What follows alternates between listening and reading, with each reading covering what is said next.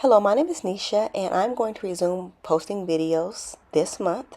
The reason why I was on hiatus is because both my cell phone and my laptop broke this summer. So I had to replace my laptop, I had to replace my cell phone, I had to learn how to edit on some of my existing tablets outside of the tablet laptop replacement that I bought.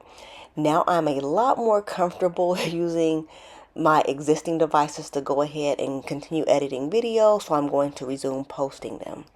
I am going to start with the braided style that I currently have. I'm currently in individuals or braids.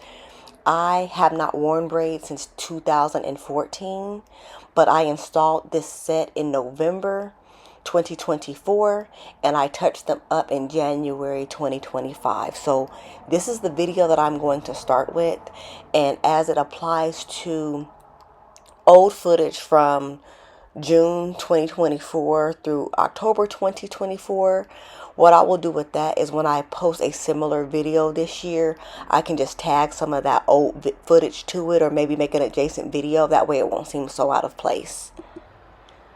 So if you like my content, my video, my overall vibe, I welcome you to like, comment, and subscribe. Have a wonderful day.